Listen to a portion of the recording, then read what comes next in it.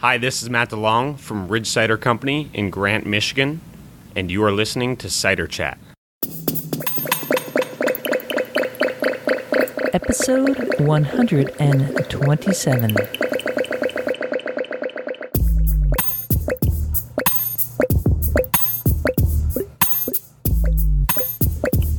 Hello and welcome to Cider Chat. My name is Rhea Windcaller, and I am the producer and cider MC of this weekly podcast, where we speak with makers, cider enthusiasts, and folks within the cider trade from around the world. And this week, we are in the heartland of America in Michigan. Actually, well, I guess the western part of the state, you might say, a little north of Grand Rapids, speaking with Matt DeLong of Ridge Cider Company. There's going to be more with Matt coming up, but before then, it's news out and about in Ciderville. It's time to go to the winner's circle for some of the cider festivals and also cider competitions. I want to make note that Ross on Y, who's on the Cider Going Up campaign at Cider Chat, the Patreon page, well, they just won a third prize at the Big Apple Cider Trial for their draft dry cider.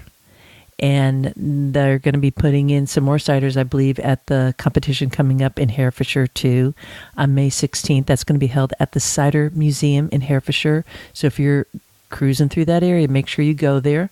And make sure you start putting it in your date book now for a Totally Cider tour going to the UK next spring. Stay tuned for that. Oh, wait a minute. Okay, I hear you, Wild Yeast. You are in the recording room in the cider house right now. Mr. Quince, can you show them the door? My pleasure. Sorry, Rhea, it was my fault. We were just playing in the orchard. That's okay, Medlars, but last week I got really taken off task and I forgot to mention that the Totally Cider tour to Normandy was on, and that between now and May 31st, there is still time to register. This is important for folks to know because people are still trying to figure out if they could go. That trip is taking place the last week of September, and we have a nice group signed up, but there is still room for more, and I'm hoping that people will consider either coming along or telling friends that they know to sign up now.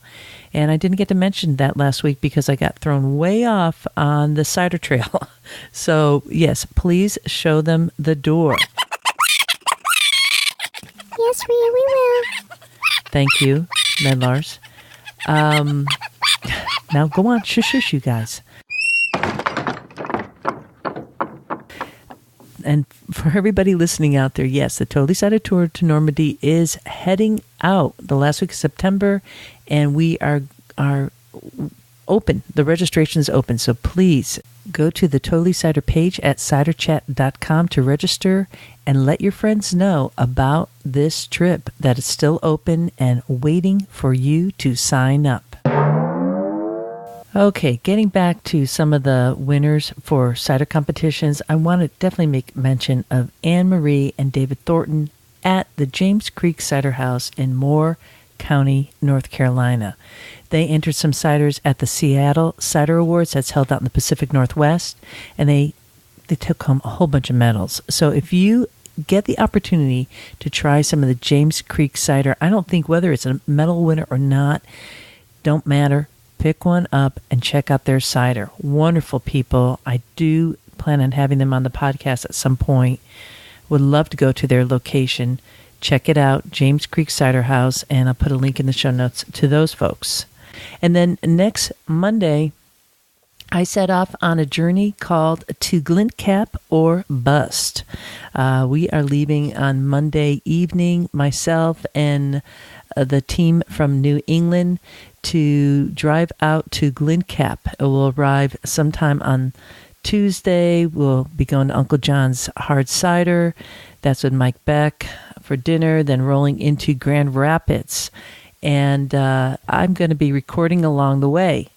So do check that out. I'm going to be doing that via Cider Chat Live. That is a new secondary podcast that I put up where I'm able to, via this app, plop it out. And the app is called Anchor. So if you join Anchor and you subscribe to Cider Chat Live, you'll get a notification when I put that out. And my plan, my hope, my best, wildest, hope is to have some regular posts going out. And that's unedited, unscripted. There's 2 episodes up right now, and it is available on iTunes. I made mention of this in the past 2 podcasts. I just put up a recording from the 23rd annual Boston Homebrew competition that's put on by the Homebrew Club known as the Boston Wort, that's spelled W-O-R-T, processors.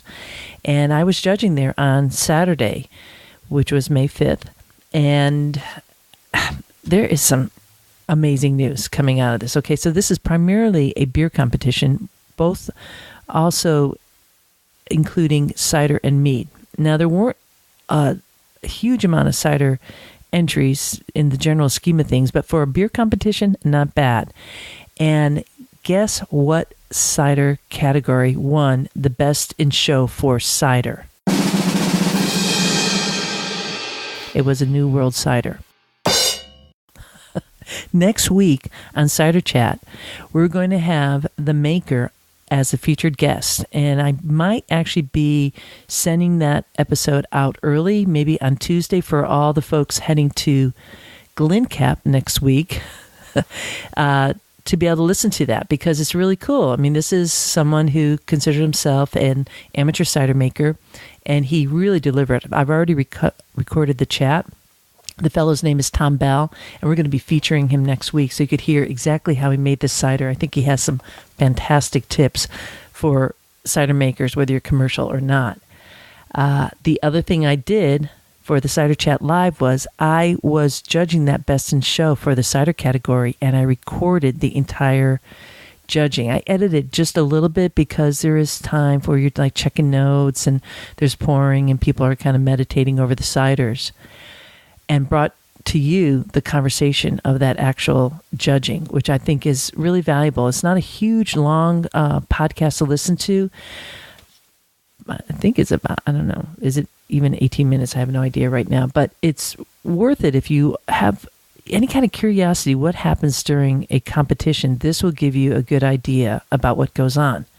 Now, I am hoping to do this with other competitions, and finding out that actually this isn't always allowed. So I'm trying to get some more information about that, because in my mind, I think it's a great thing for cider to kind of unveil what is happening during a competition, in hopes that you, Ciderville, might feel more inclined, 1, to enter into a competition, and 2, to become a judge or a steward, and to get involved, because it's a way to really kind of sit down after all the hard work that makers have been doing over the past year or 2 years and really delve into the cider a little bit deeper.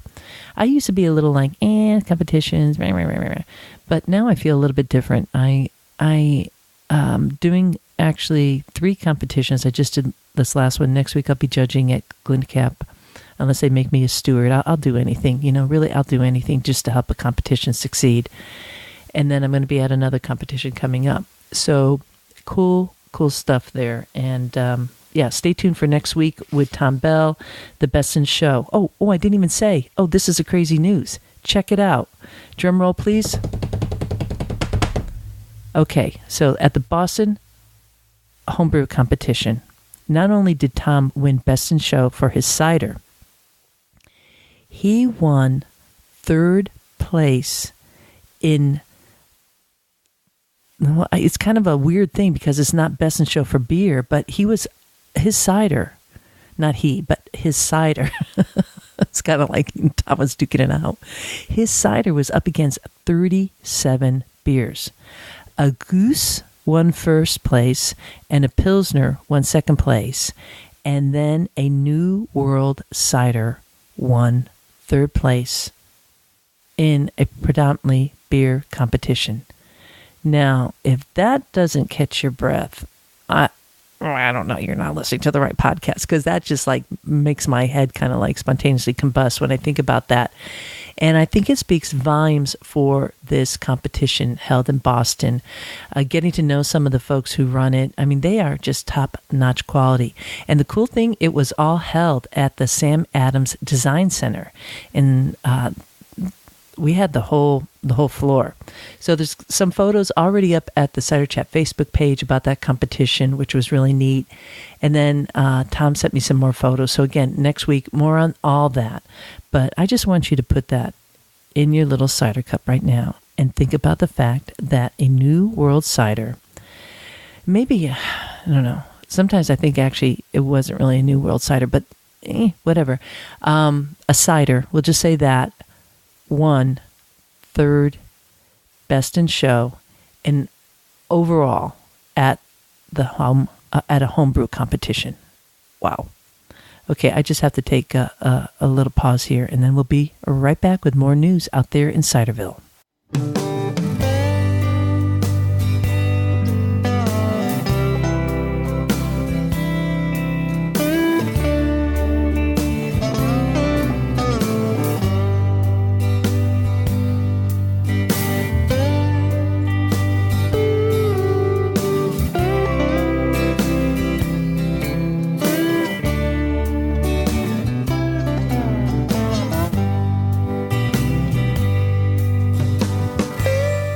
Make sure that you know about some cider festivals that are happening out there. There are many happening, but just here's two to consider.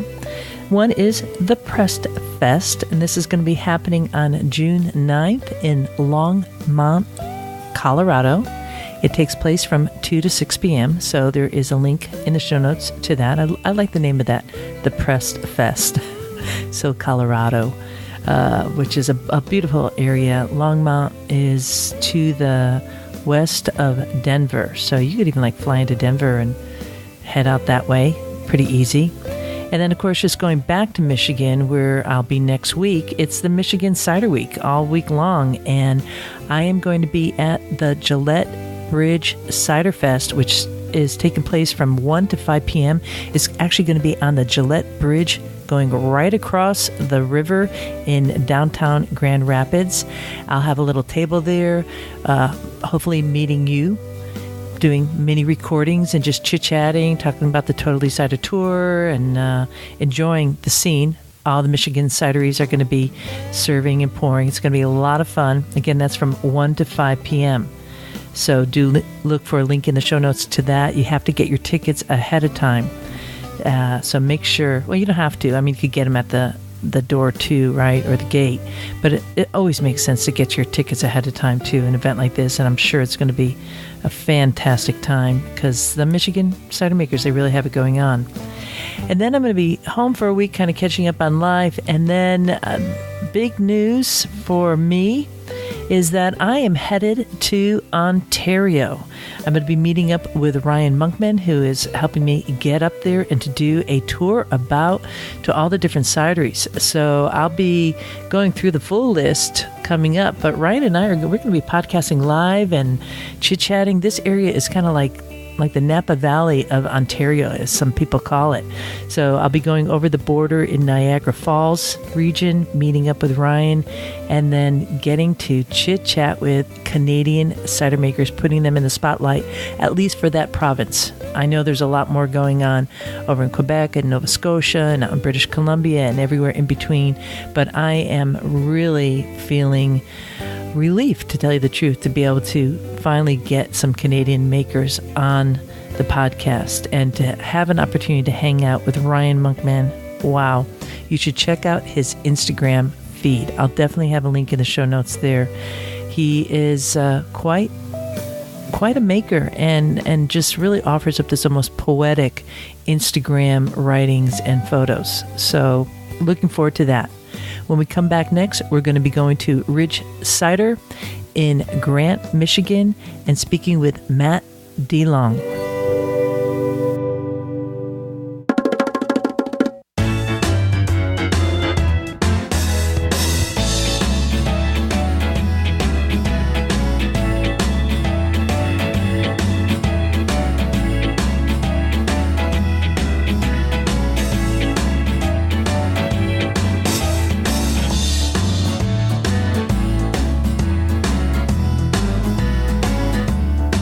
chat was pre-recorded at CiderCon held in Baltimore, Maryland in 2018. We begin this chat with Matt and I discussing the location of the cidery in the big state of Michigan. So we're going to be talking a little bit about it in terms of position on your hand, or what folks locally call the mitt. So keep up with us here. And now let's grab a glass and head over to this chat with Matt DeLong of Ridge Cider Company.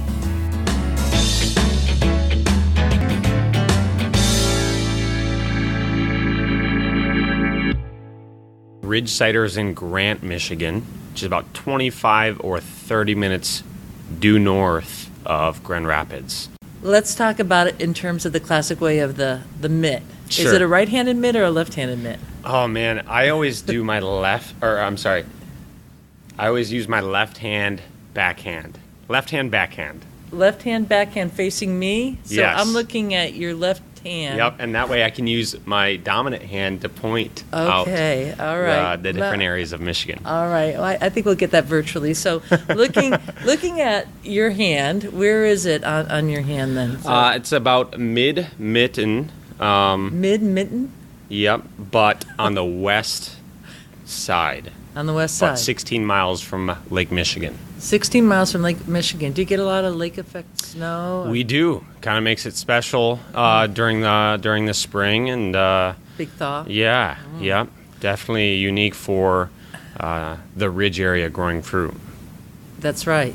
Yeah, because it's a big fruit growing state. Yeah. I know that very well, and certainly a lot of that, from what I understand, is apples is your number one fruit commodity. That's right. Yeah, all That's right. You're 60 miles from Lake Michigan. What is the population of the town that you're based in?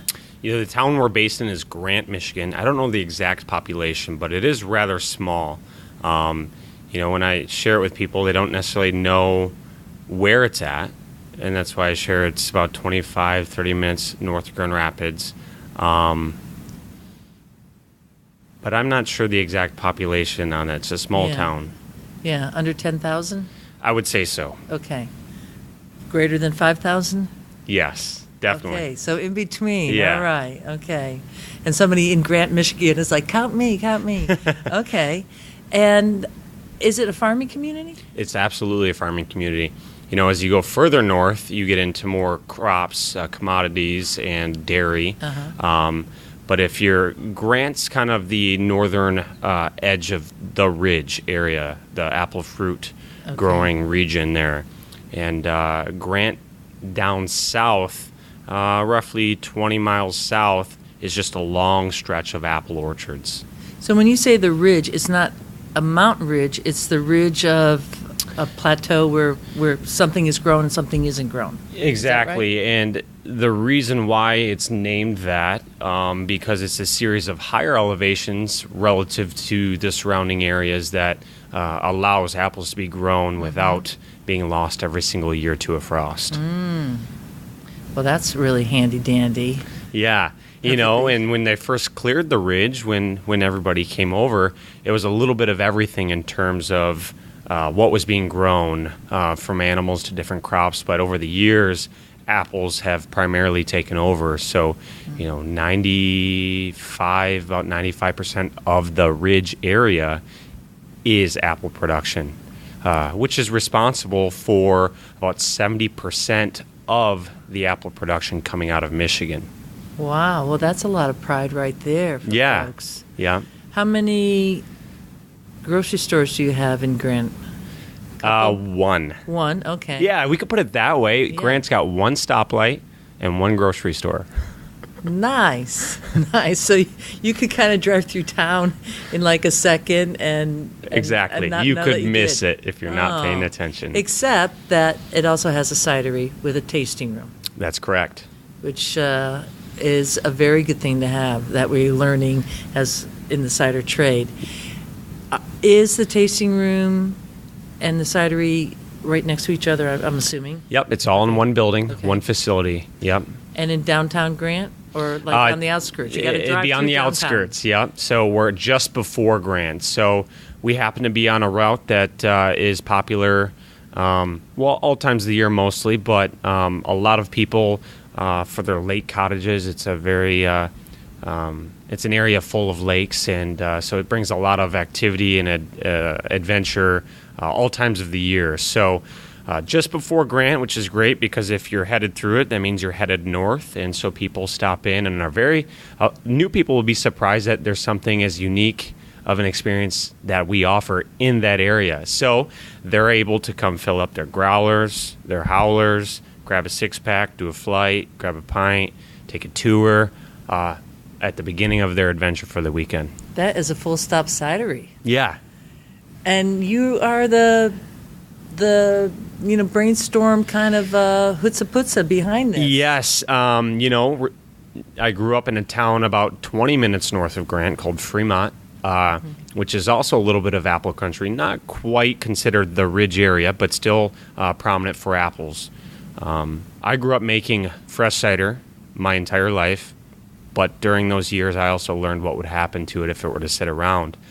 That intrigued me. That was hard cider, or apple wine as I would call it during that time, because hard cider, to me at that age, I didn't know it was an option. I didn't know it was a product out there, and it wasn't much of one.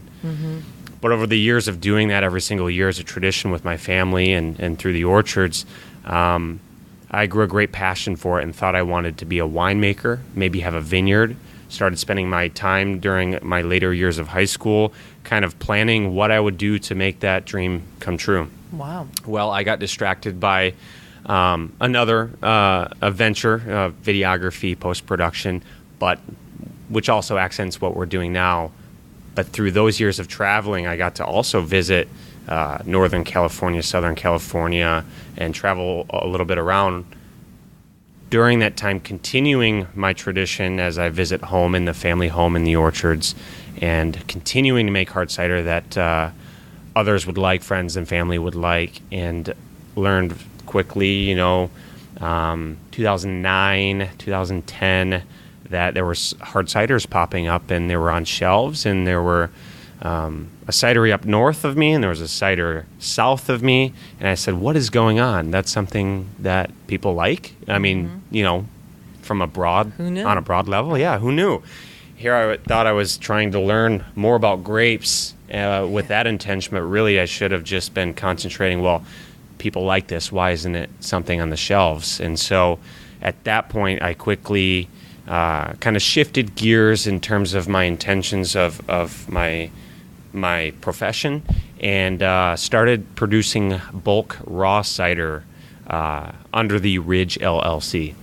Probably needed some kind of license for that, but I didn't. And the only intention of doing that was to provide bulk raw cider to other breweries and wineries for their use, to create some relationships, to learn about the business, learn about equipment, learn about what they're doing, make a little revenue to some seed money for a hard cidery. It was during that time I filed for my small winemaker's license and quickly found our facility, all under one roof, from squeezing apples to our tap room to the fermentation and the bottling, all right there. So it happened quite rapidly. So that building...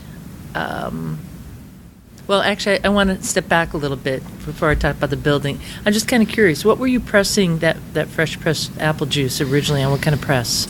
Oh, it is about 120-year-old press that is driven by an authentic mill.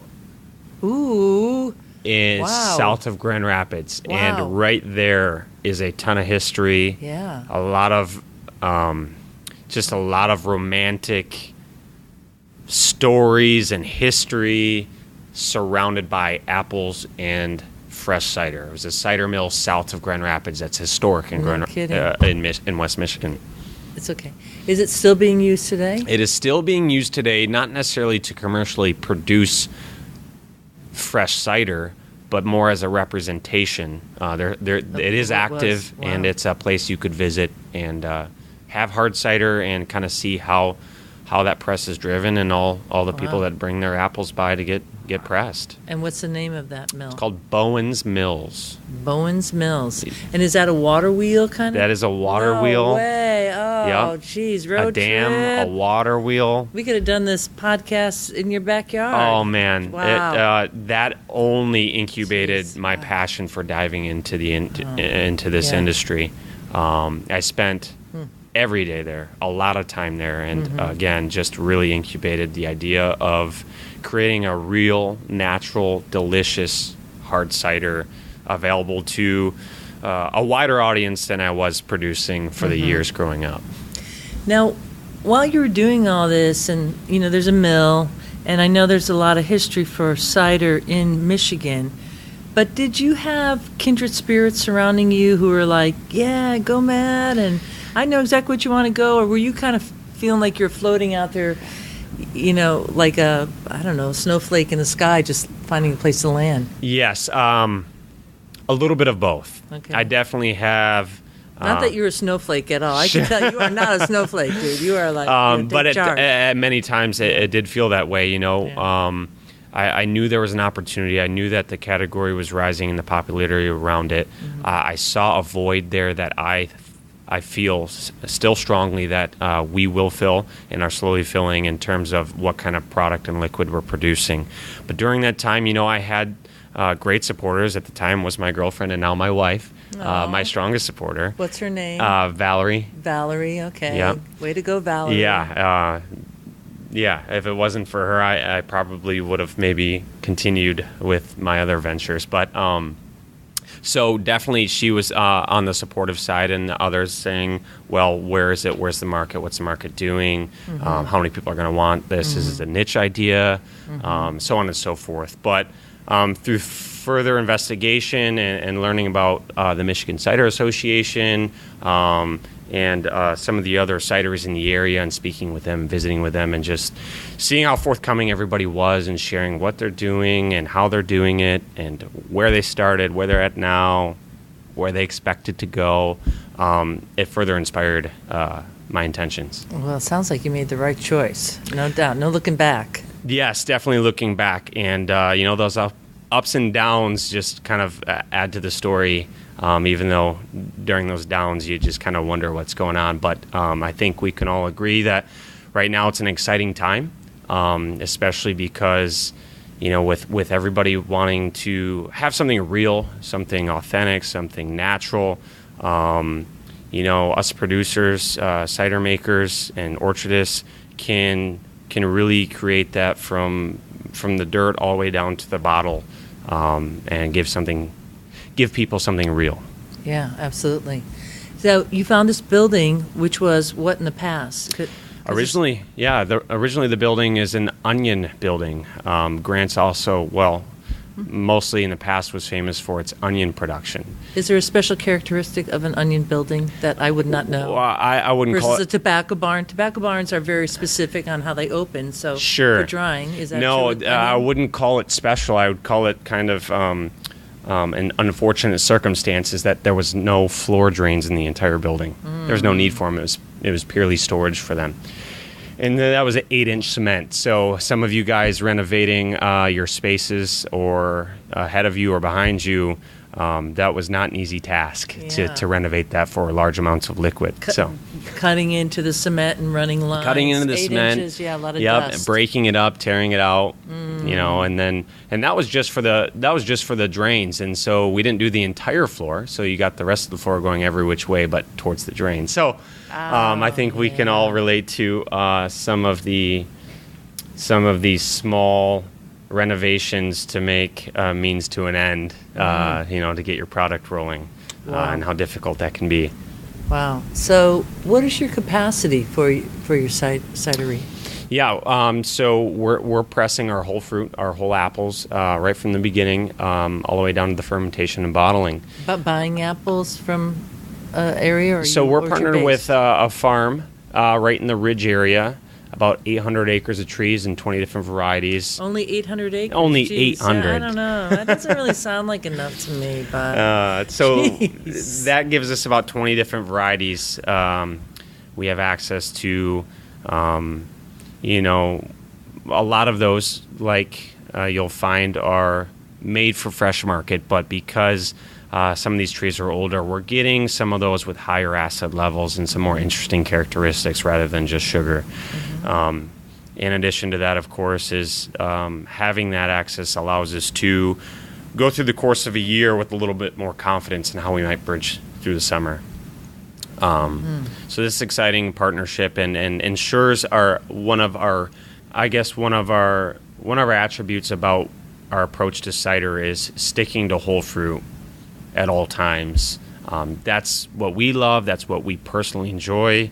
And that's what we feel is a great representation of the hard cider categories, using real fruit all the time. As opposed to? Well, as opposed to maybe imported juice or concentrates, and there's cider being made that way, and there's a customer base for that. We feel we have found a group of customers that want something a little drier, a little cleaner, a little more natural, and that's what we're doing. Well, now you've got me thirsty, so why don't we crack one of these open here? Yeah, we should. I have this little... Oh, perfect. You're prepared. Here we go. Yeah, all right. So don't leave home without one. What we have here today are 3 bottles, or 12-ounce glass bottles, in our packaging. They come in 6-pack form. And these are the 3 that we led off with, and we decided to go with these by simply our data from our taproom, the customers telling us what they like and showing us what they like. And so all 3 are next to almost 0 residual sugar, fermented to dry. And so you're getting a very clean, crisp experience from these. Even the one that we have here that is a raspberry hard cider is still considered dry. And real raspberries, you're getting some of the tartness. Our next one is hopped. We're dry hopping that, so you're just getting some of the citrus and fruity aromas and flavors from the hops that we're introducing into the cider. And then our flagship was what we call our porch sitting, notes of vanilla and cinnamon. Real vanilla beans, real cinnamon sticks, just kind of infused for a subtlety. Very key on subtlety, so you got a nice balance between what the apples have done and some of the introductions.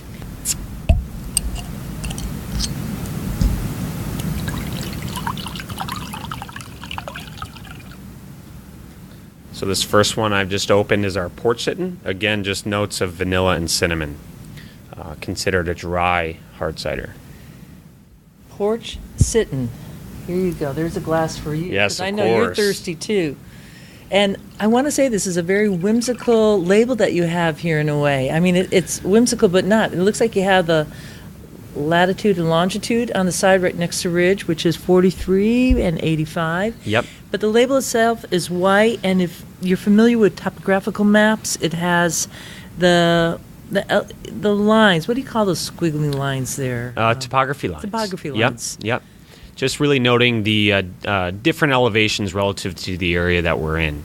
And again, that's what makes the Ridge unique for growing fruit, specifically apples, is those higher elevations, less prone to getting frozen out or frostbite during the early spring. Early spring.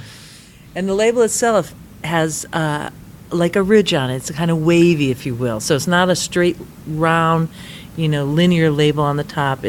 That's a little bit of the whimsical. It's really it's different. We get a lot of compliments on that and ask how we did it. And for the folks that are listening that are from the industry and kind of wondering what we're talking about, we simply got a die cut, tooled for the label itself. So that is for all 3 of the bottles. Yeah, it stands out in the shelf, I'm sure.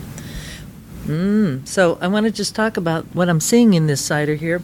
It's very bright, in terms of the clarity, absolute clarity there.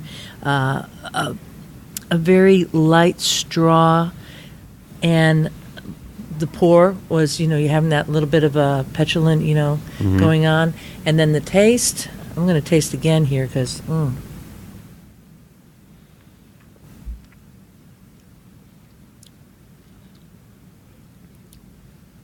the dryness.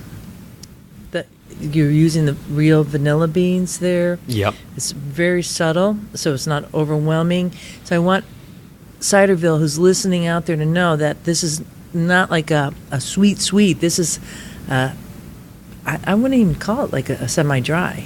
No, we don't. And this cider conference, there's consideration of different scales to go by, but simply we are displaying in some fashion on our bottles for the customers to understand what they're getting before their purchase.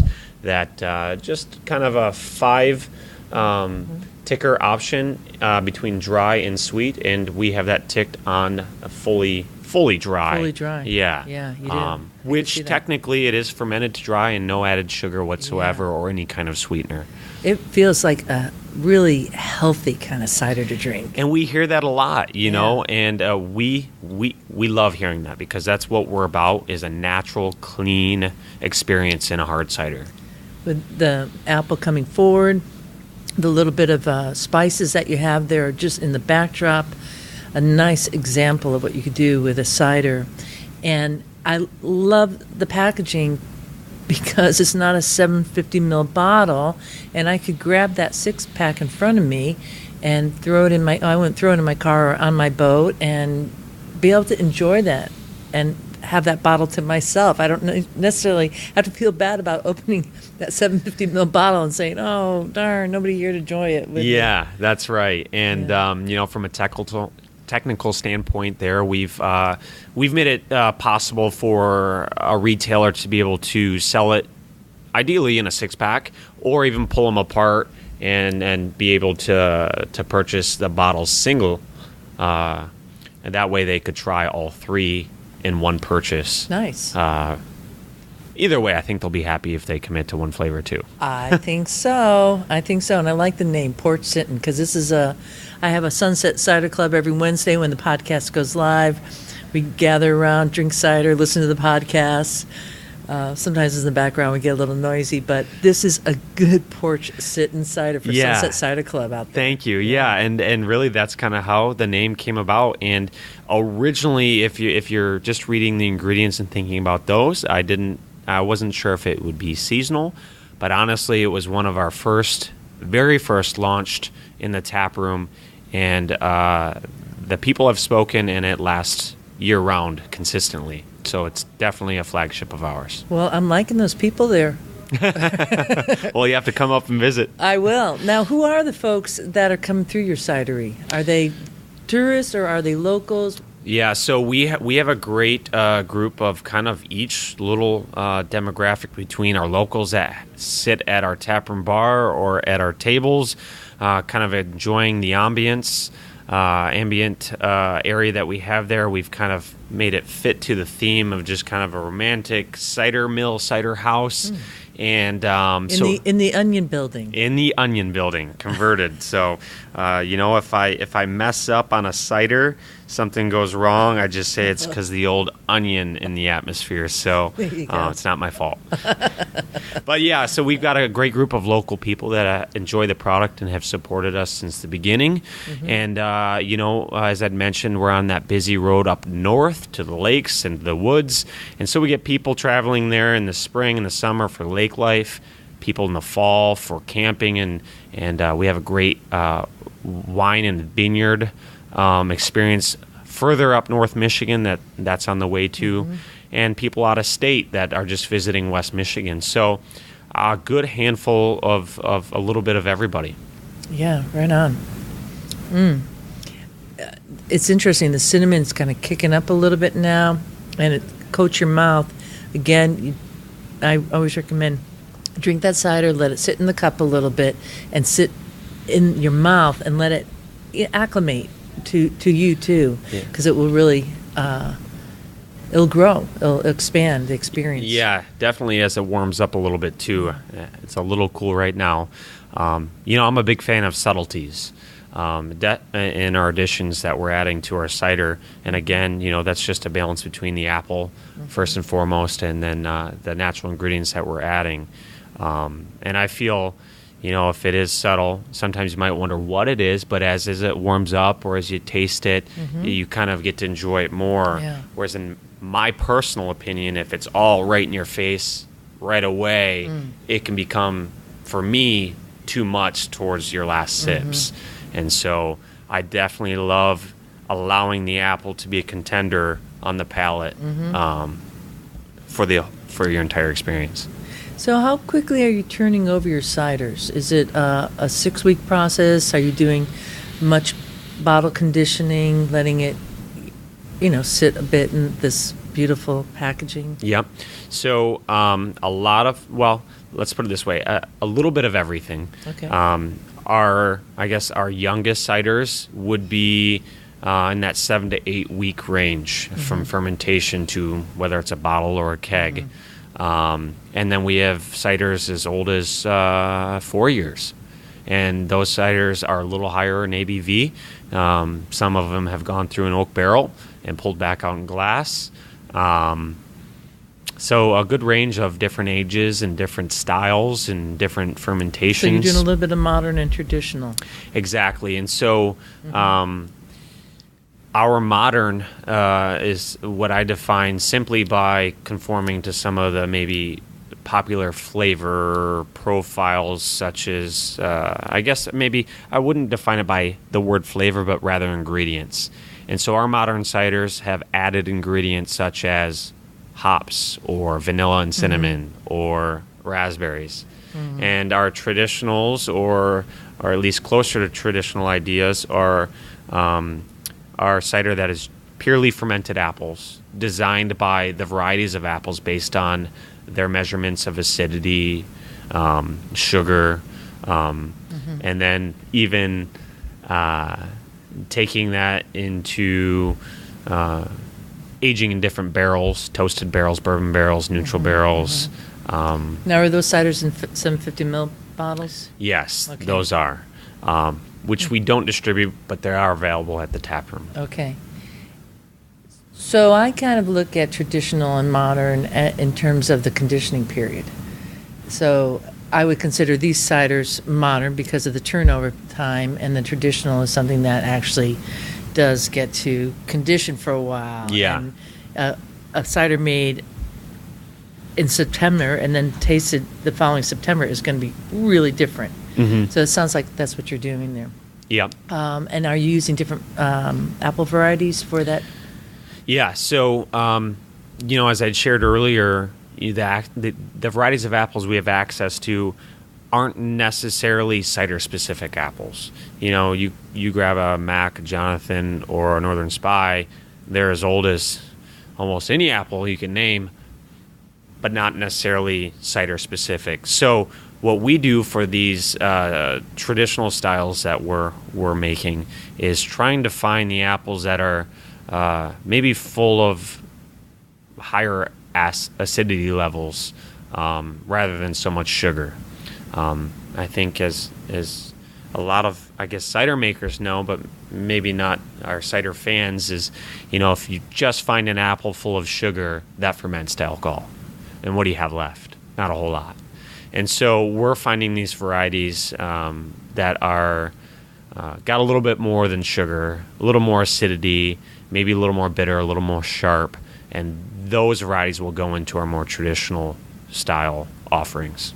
So what's the difference in how you make those two different ciders?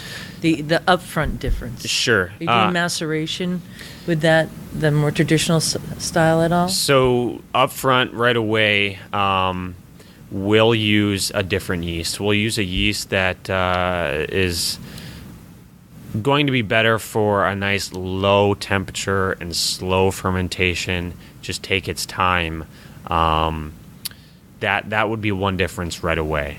And then, of course, as you get beyond that, it depending on where the intention with that liquid, it might go through oak, it might go back into glass, but it's the time factor. We let that sit, and then we taste through a panel of folks at the tap room and different friends and family and different professionals in Michigan, giving us their feedback on what we're getting. And then there's the blending. There's a lot more blending when we're dealing with the liquid coming from these more acidic, more interesting apples. So temperature, yeast, and blending. Yeah. Blending afterwards versus these ciders that we have in front of us here are blended pre. Yeah, those are mostly blended right through the process of pressing them. Yeah. Okay. Yep, exactly. And what kind of press are you using now? We're using Squeeze Box. Squeeze Box. Yeah. That seems pretty popular. It in is. Michigan. We've got the bigger one. We were fortunate to find, basically, it was brand new, but we found it used. As I would encourage anybody is to find used equipment. Well, what's the story behind that? The story behind that is we wanted a squeeze box. We thought that would work best for kind of our workflow and intentions. Which is like an accordion. Yeah, cider, and so there was a lot of Googling taking place in the search of this, and there's a couple sites that used fresh cider equipment. We found it in Maryland, actually, and picked it up in Annapolis. We're recording right now. Yes. You picked it up and apples too? No. No. Wait, what, you picked it up? What did you just say there? Yeah. Let me have another sip of cider. Yeah, is that the town, the Navy town on the coast? Oh, Annapolis. Yeah, okay. Annapolis. That is You what I said said. it right, yeah. I think I was thinking something else, but Annapolis, that is where I picked it up. In 2014, I drove about 10 hours out here to pick it up, and now I'm back doing CiderCon 2018. Pretty fun. Yes, it is. Wow. So looking back, would you have done anything different? Oh, man. Absolutely. I would, always encourage more plans, more definitive plans. Where you're going, what are your intentions, and who's your customers? Okay. It's easy to say everybody that'll buy it, but if you know who your customers are, that I feel better defines your direction with your liquid. It's easy to say, I'm going to make a little bit of this, a little bit of that, for a little bit of everybody. Well, in some capacity we do that, but there's a story with Ridge. There's a story with the apples being grown on the Ridge and how we process them into this beverage. And if we can understand who our customers are, we can better understand our intentions with the liquid. So know your target audience. Yes. Before you sign on the dotted line. Absolutely. And I think I even heard it today. I have the passion for this real fruit, these natural ingredients. And for example, if I didn't know my target audience, and there's a great group of people that love something sweet, and there's a great group of people that love something dry. And if I wanted to please, for example, folks that wanted something super sweet, well, then I could add a bunch of sugar to it. But that's not something that I necessarily enjoy or believe in or have passion about.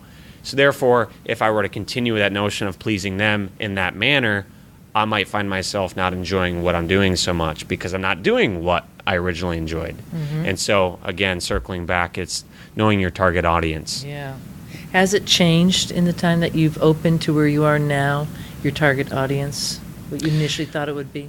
I feel, it's developing now more than ever as we kind of have grown over the last couple of years, really zeroing in on who we are with the identity as the liquid, as a brand, and a representation of the Ridge area.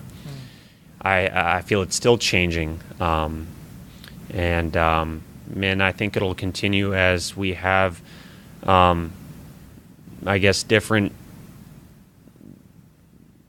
different customers and fans of cider coming through their acquiring of their tastes. That's always evolving.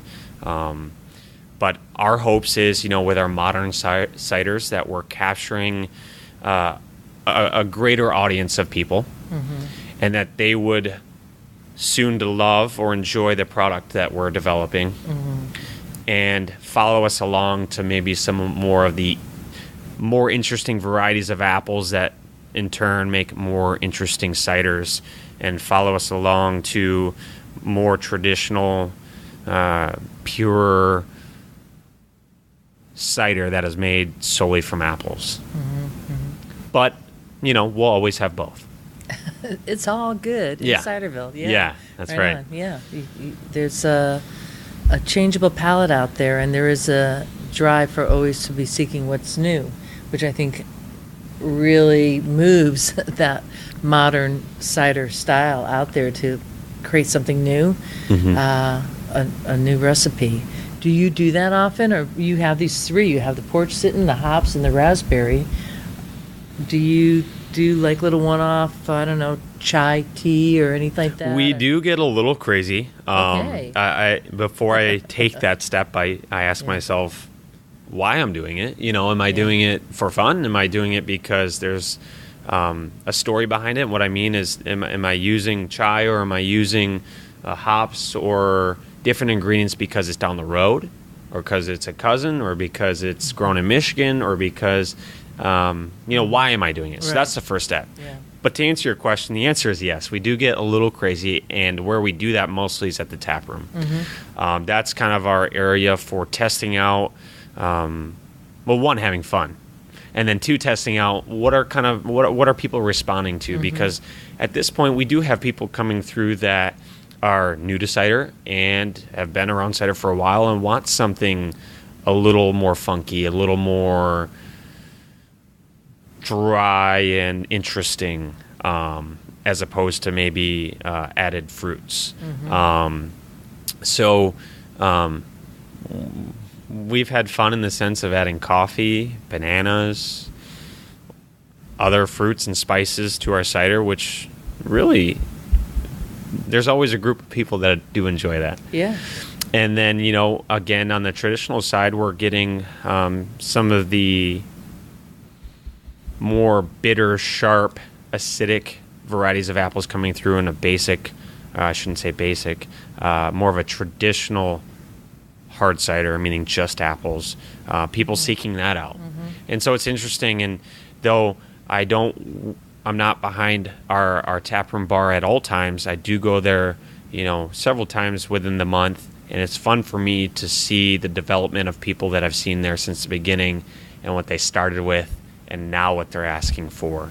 And a quick example would be, we've got some folks that have been there from day one, and they only wanted my fruit added ciders. Like the raspberry. Like the raspberry, the strawberry, the blueberry. Okay. And we're getting those fruits seasonally, of course, and also within the West Michigan area. And they are good. But now they're asking, they come in, they sit down and said, give me just apples, give me dry, give me plain. And I said, you have grown up, and I'm so proud of you. Oh, my goodness. Yeah. And I only say that because that's what I personally enjoy. Right. Yeah. Well, you're changing the palate out there one step at a time. It takes people a while to realize that. I think sweetness tires the palate. Sure. There's only so many candy bars. Even though you see that big candy bar bag, and you want to gobble it up because you're like a chocolate aficionado. Yeah. After a while, your mouth gets tired. Sure. And so that's the beauty of having a dry cider. It actually clears out your palate, your taste buds, and opens up those sensors in a way that the sugar will just cloud it up. Yeah, that's right. So it makes absolute sense in that way. How do you explain cider? Somebody walks in the door and they say, hey, what is this cider? What's cider? And boy, have I heard that a lot. I'm sure you have. Yeah, so first thing I say, so you haven't had hard cider before. I make a confirmation that they have not consumed. So you ask a question Yes. to a question. Okay. Yes, exactly. And that'll almost every time I'll lead off asking them that question. And if they have, I'll ask them kind of what they're coming from, so I kind of know what they've experienced. And from there, I let them know that, well, honestly, I'll hear, well, I've come from a cider that tends to be a lot sweeter. Whether they like that or not, that wasn't my question. But then I'll convey to them, what is the Ridge? Because that's where Ridge Cider resides. Space, yeah. Yes. And I let them know that we're using the fruit that's being harvested from this area. And the process is both similar to beer, to wine, a little bit of both. in terms of the fermentation. I let them know that at least our approach to cider is we're fermenting the natural sugar to basically a zero residual sugar, which provides a very clean and crisp taste that they may not have experienced in the past. But if you're coming from something that was fruity, something that had some spices in it, we have those options available too. And so I kind of walk them through our process and how we're kind of set apart from what I at least have been exposed to, and let them know what kind of in an anticipation what they're going to experience. So you engage a person in a conversation, which really works. I'm a headlines kind of person. I get a lot of information in my life, and have run a business, so that kind of CEO model. I headlines only. So if you're going to shorten, what's a short answer for cider? For our cider, it's going to be clean, it's going to be crisp, and it's going to be natural. And I guess the last word I would use is refreshing. And I use that word because I hear that a lot out of the customers. And I would say that this porch sitting here, for me, is very refreshing after a day of tasting a lot of different ciders. And, it's exactly what my taste buds are saying. Thank you. Don't overwhelm me right now. Great. Right? Yes, and that's our goal. I appreciate hearing that. Yeah. What's the 5-year goal for you? 5-year goal, be true to our intentions with the liquid. Share our cider a little bit wider within the state of Michigan. A little distribution? Yeah, Okay. within the state of Michigan right now. And just awareness, not only, of course, for the brand, but awareness for the style cider we're making and the education that goes behind that from a consumer standpoint. Well, those are good goals because it takes a lot to get that apple into that cup. Sure does. And I really appreciate the work that you're doing. I love the way you're educating people and your passion. I mean, people out there in Ciderville right now, sitting across from this guy, you could just feel his passion and pride in what you're doing, and that speaks volumes. Oftentimes with a product that you're asking people to, pour back and savor, it's not necessarily what's in the glass, but it's the person who's making it. Sure. So, tip of the glass to you for what you're doing. Thank you. And best of luck with Ridge Cider. I can't wait to see that movement forward and out into the field more. Yeah, thanks so much.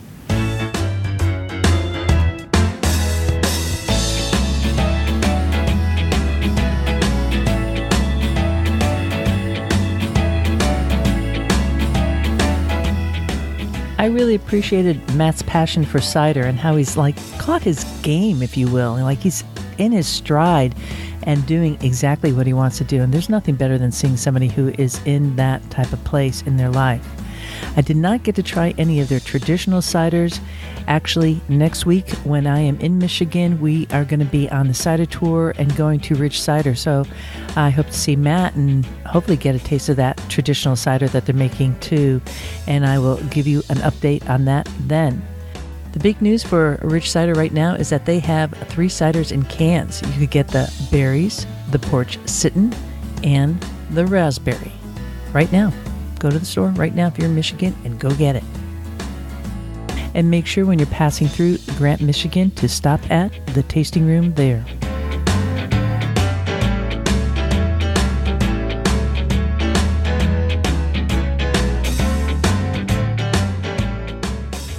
It is apple blossom season where I am hanging now. Actually, they're almost ready to pop. I've just seen that little bit of color coming out of the bud, and it just brings sunshine my way. I imagine for you too, right?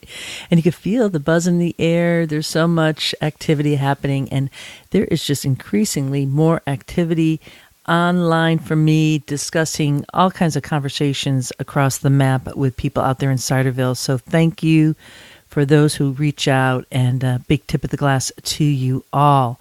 It's quite exciting. In fact, just while I was editing this here podcast, there was a little conversation going on about cider nomenclature with Alpenfire out in Port Townsend, Washington.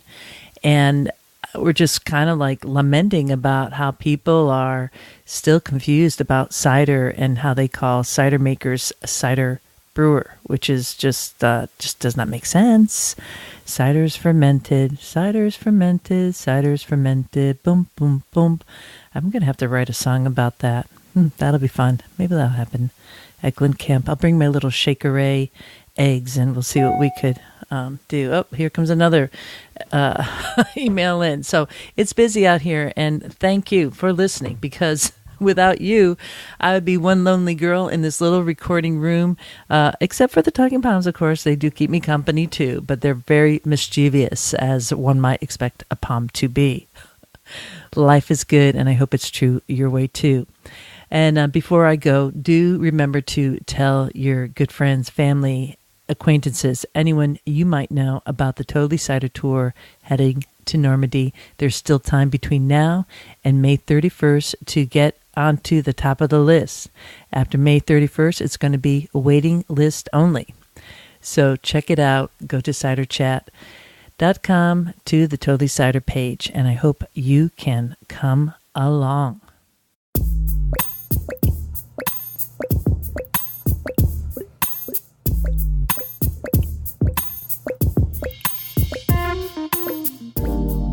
It's time for me to stretch my legs and go put my face up to the sunshine and just breathe in May.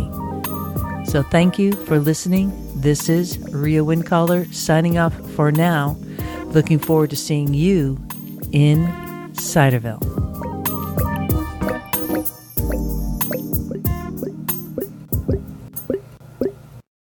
Yeehaw!